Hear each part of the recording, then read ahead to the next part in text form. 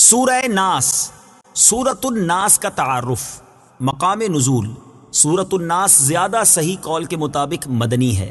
آیات، کلمات اور حروف کی تعداد: اس سورت میں 1 رکوع، 6 آیتیں، 20 کلمات اور 79 حروف ہیں۔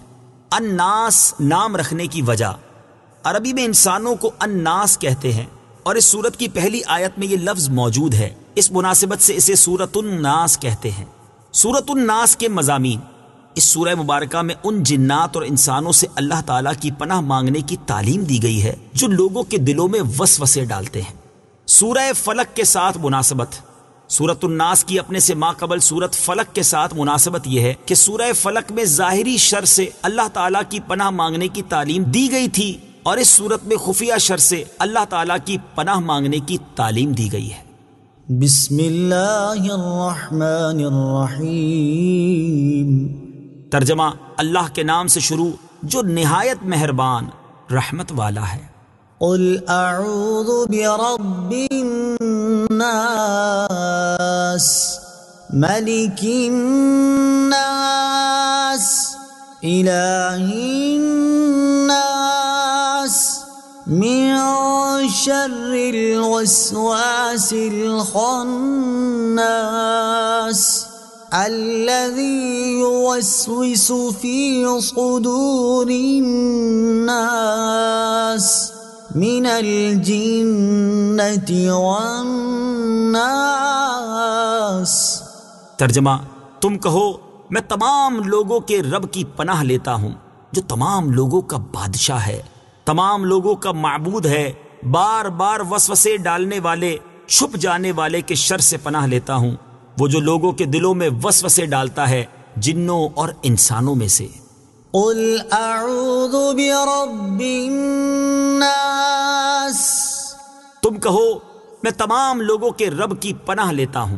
تفسیر صراط الجنان میں ہے اللہ تعالیٰ ساری مخلوق کا رب ہے، مگر چونکہ انسان اشرف المخلوقات ہے اس لیے ان کا خصوصیت سے ذکر فرمایا۔ انسان کی عظمت و شرافت: اس سے انسان کی عظمت و شرافت بھی معلوم ہوئی کہ بطور خاص اللہ تعالیٰ نے اپنی ربوبیت کی نسبت اس کی طرف فرمائی۔ علماء نے یہاں یہ نقطہ بیان فرمایا ہے کہ اس صورت میں 5 مرتبہ لفظ الناس آیا ہے۔ اس میں حکمت یہ ہے کہ چونکہ انسان بچپن میں صرف پرورش ہی پاتا ہے اس لیے سب سے پہلے رب الناس یعنی ربوبیت والی صفت کا ذکر فرمایا۔ جبکہ انسان جوانی میں مست ہو کر بے راہ ہو جاتا ہے، اس وقت اس پر قانونی گرفت کی ضرورت ہے، اس لیے یہاں ملک الناس یعنی لوگوں کا بادشاہ فرمایا۔ اور چونکہ انسان بڑھاپے میں عبادت میں مشغول ہوتا ہے اس لیے تیسری جگہ اللہ تعالیٰ کی صفت الوہیت اور معبودیت کا ذکر فرمایا یعنی الہ الناس۔ چوتھی جگہ الناس سے صالحین مراد ہو سکتے ہیں کہ شیطان عموماً انہیں ہی وسوسوں کے ذریعے عبادت سے ہٹانے کی کوشش کرتا ہے۔ اور 5ویں جگہ الناس سے مراد شر پسند اور فسادی لوگ ہو سکتے ہیں کہ وہاں لوگوں کے شر سے پناہ مانگی گئی ہے۔ ملک الناس، تمام لوگوں کا بادشاہ۔ تفسیر صراط الجنان میں ہے یعنی ان کے کاموں کی تدبیر فرمانے والا ہے اور سب کا حقیقی حاکم و مالک، کہ دنیا میں بھی کسی کو حکومت و ملکیت ملے تو اسی کی عطا سے ملتی ہے۔ الہ الناس، تمام لوگوں کا معبود۔ تفسیر صراط الجنان میں ہے معبود ہونا اسی کے ساتھ خاص ہے اور سارے لوگوں کا حقیقی معبود وہی ہے۔ من شر الوسواس الخناس، بار بار وسوسے ڈالنے والے، چھپ جانے والے کے شر سے۔ تفسیر صراط الجنان میں ہے اس سے مراد شیطان ہے اور یہ اس کی عادت ہے کہ انسان جب غافل ہوتا ہے تو اس کے دل میں وسوسے ڈالتا ہے، اور جب انسان اللہ تعالیٰ کا ذکر کرتا ہے تو شیطان دبک رہتا ہے اور ہٹ جاتا ہے۔ وسوسہ اور الہام میں فرق: یاد رہے کہ برے خیال کو وسوسہ کہا جاتا ہے جبکہ اچھے خیالات کو الہام۔ وسوسہ شیطان کی طرف سے ہے لہٰذا اس پر لا حول پڑھنی چاہیے، اور الہام فرشتے کے ذریعے اللہ تعالیٰ کی طرف سے ہوتا ہے اس لیے اس پر اللہ تعالیٰ کا شکر کرنا چاہیے۔ نفس امارہ کے غلبے میں وسوسے زیادہ ہوتے ہیں جبکہ نفس مطمئنہ کے غلبے میں الہام زیادہ۔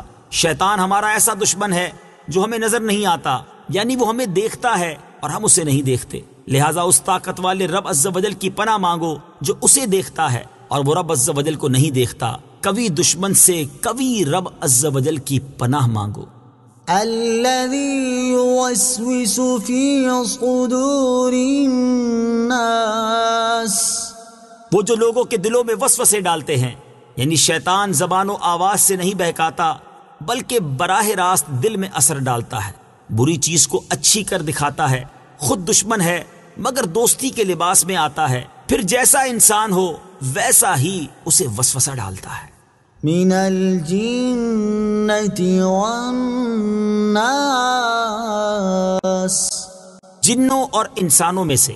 تفسیر صراط الجنان میں ہے یہ بیان ہے وسوسے ڈالنے والے شیطان کا کہ وہ جنوں میں سے بھی ہوتا ہے اور انسانوں میں سے بھی۔ جیسے شیاطین جن انسانوں کو وسوسے میں ڈالتے ہیں، ایسے ہی شیاطین انسان بھی ناسے بن کر آدمی کے دل میں وسوسے ڈالتے ہیں۔ پھر اگر آدمی ان وسوسوں کو مانتا ہے تو اس کا سلسلہ بڑھ جاتا ہے اور وہ خوب گمراہ کرتے ہیں، اور اگر اس سے متنفر ہوتا ہے تو ہٹ جاتے ہیں اور دبک رہتے ہیں۔ جنوں اور انسانوں کے شیاطین سے پناہ مانگے۔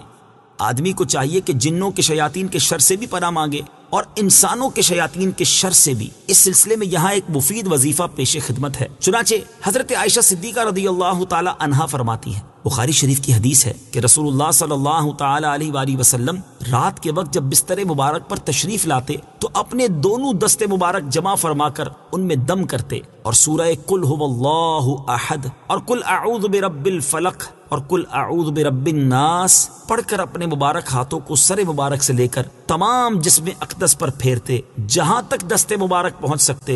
یہ عمل 3 مرتبہ فرماتے۔ حضرت عبداللہ بن خبیب رضی اللہ تعالیٰ عنہ فرماتے ہیں، ہم پر ہلکی بارش ہوئی اور اس وقت اندھیرا چھایا ہوا تھا اور ہم نبی کریم صلی اللہ تعالیٰ علیہ وسلم کا انتظار کر رہے تھے تاکہ وہ آ کر ہمیں نماز پڑھائیں۔ پھر حضور پرنور صلی اللہ تعالیٰ علیہ وسلم ہمیں نماز پڑھانے کے لیے تشریف لائے اور ارشاد فرمایا پڑھو۔ میں نے عرض کی کیا پڑھوں؟ ارشاد فرمایا صبح و شام 3 بار قل هو اللہ احد اور قل اعوذ برب الفلق اور قل اعوذ برب الناس پڑھو۔ ان کی تلاوت کرنا تمہیں ہر بری چیز سے بچائے گا۔ اللہ تعالیٰ سے دعا ہے کہ اس تفسیر کو عوام اور خواص سبھی مسلمانوں کے لیے نفع بخش اور فائدہ مند بنائے اور اسے مسلمانوں کی اعتقادی، علمی اور عملی اصلاح کا بہترین ذریعہ بنائے، اور اس کے صدقے میرے والدین، میرے عزیز رشتہ داروں، اساتذہ کرام، دوست احباب، دیگر متعلقین اور معاونین کی بے حساب بخشش و مغفرت فرمائے، آمین ثم آمین۔ صدق اللہ العظیم۔